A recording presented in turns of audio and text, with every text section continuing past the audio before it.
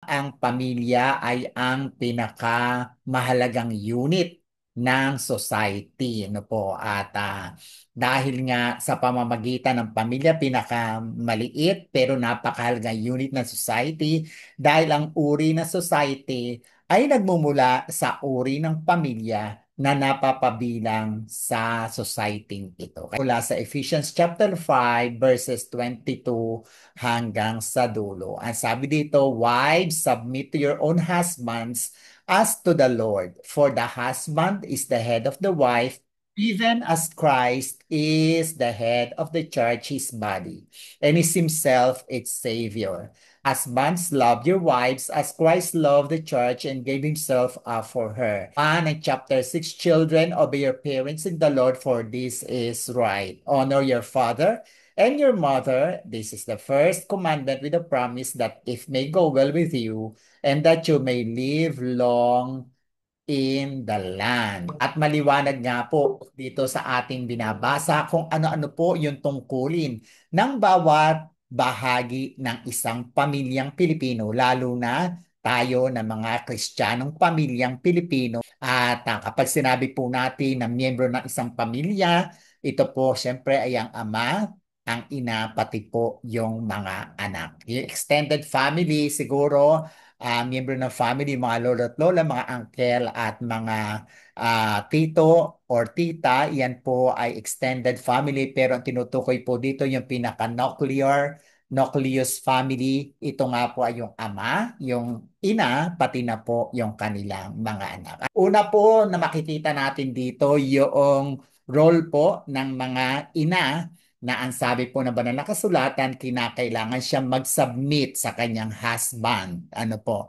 At yung Griegong salita po ng submit ay nanggaling po ito sa isang salita na may military term na ang ibig sabihin na submit sa military ay, alam naman natin, pag sinabi military, mayroong mga ranggo yung bawat kasapi dito at mayroong mataas na ranggo, may mabababang mga ranggo. Kaya nga, yung submit na tinatawag, yung mabababang ranggo, kinakailangan silang mag-submit sa kanilang mga superiors at ito nga din ang kahulugan ng sinasabi ng banal na kasulatan patungkol sa mga babaeng asawa na dapat sila magpasakop o mag-submit sa kanilang asawang lalaki. Na po. At may kasabihan nga po, to follow first before you complain, na bagamat mayroong kang gustong sabihin, maaaring ikaw ay tama sa iyong gustong sabihin, pero kinakailangan mo sundin ang sinabi na iyong superior bago ka pag pinayagan ka magsalita, saka ka magsabi. Paano po isasubmit ng babae ang kanyang sarili sa kanyang asawang lalaki? Ang sabi ng ating binasa, as to the Lords. Kung paano ang mga babae ay nagsasubmit, ipinapailalim nila yung kanilang buhay sa Diyos, sa Panginoon Jesucristo, ganoon din na dapat ay maipailalim niya ang kanyang sarili para sa kanyang asawang lalaki. Ano po, at kapag sinabi na mag-submit, nakasama po rito yung humility at pagtanggap sa katayuan mo bilang asawa ka ng asawa mong lalaki. Mauunawaan pa, patuloy natin ito kung mauunawaan din natin kung ano ba yung responsibilidad o yung papel na gagampanan naman ng asawang lalaking lalaki naman, ang sabi dyan ay kinakailangan mahalin ang kanyang asawang babae.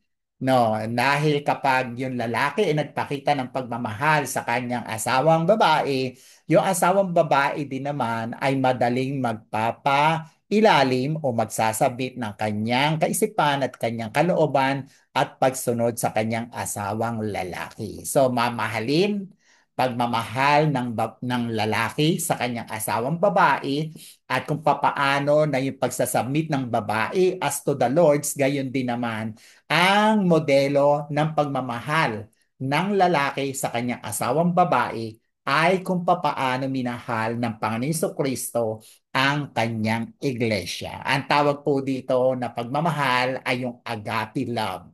It is a sacrificial love. Alam naman po natin kung papaano umibig ang Diyos sa bawat isa sa atin na ipinagkaloob niya. Nagsakripisyo ang Diyos na ibinigay niya kanyang bugtong na anak upang sa atin ay maging kabayaran ng ating kasalanan. At ang Panginoon Kristo ay nagpakita ng kanyang kababaan at pagiging masunurin hanggang sa kanyang kamatayan doon sa krus. Iniwan niya ang kalangitan, iniwan niya ang kanyang kaharian upang magpailalim sa Ama at tunay na isakatuparan ang ministeryong ibinigay sa kanya ng Diyos. It is called a selfless sacrificial love para ang kanyang asawa ay patuloy na maging banal, patuloy na maging mapagpahinuhod sa kanya. At kapag sinasabi natin na mahalin ang asawang babae, katulad ng pagmamahal ni Kristo sa kanyang iglesia, ang tawag dito is a nurturing and protecting love.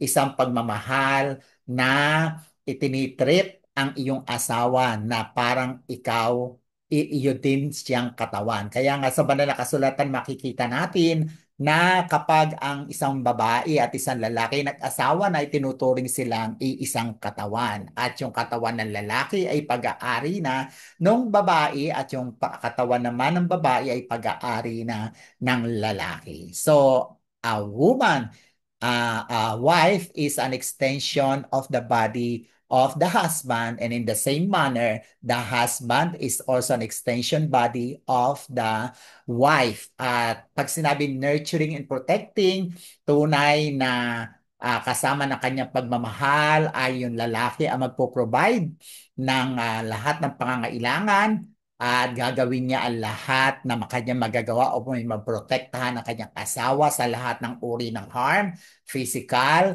mental, spiritual, o kaya ay emotional or psychosocial. At gayon din dahil nga ito ay nakikita, magagabayan niya na maayos ang buong pamilya.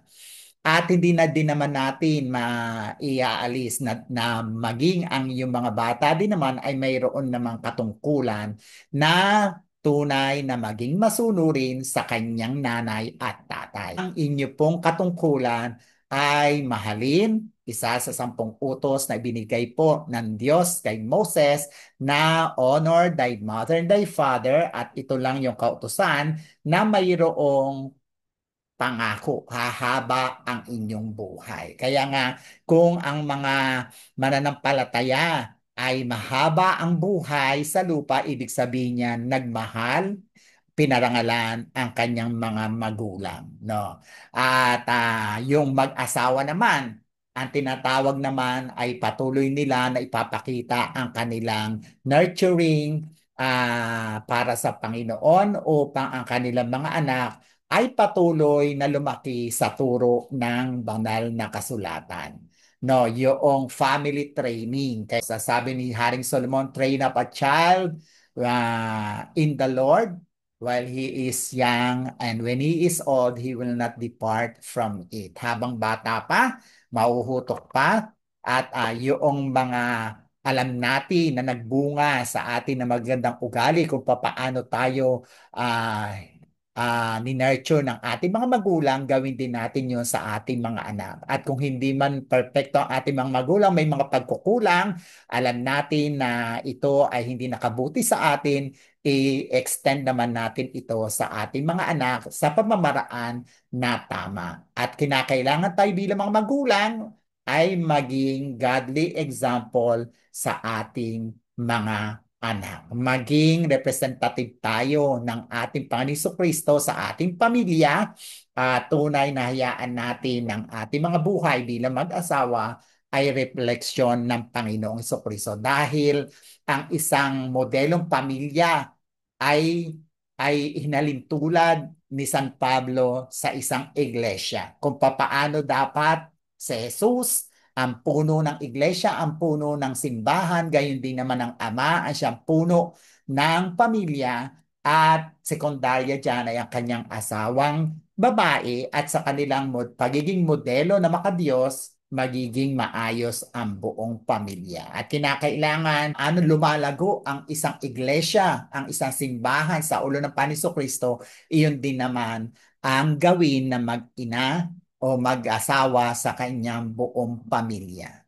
Na ang pinakapundasyon na manual na isang pamilya ay walang iba kundi mismo ang Biblia. Dahil ito din ang pundasyon ng isang iglesia.